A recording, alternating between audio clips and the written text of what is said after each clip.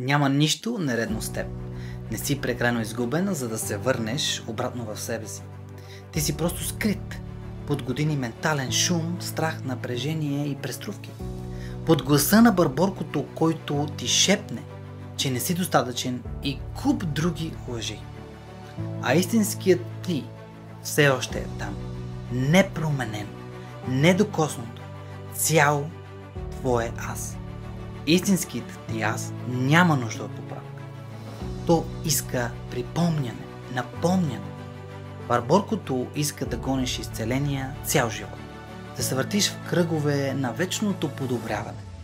Но под всичко това ти вече си перфектен. Спри да търсиш отговори в ума си. Там ги няма. Поеми дълбоко 7 секундно дишване.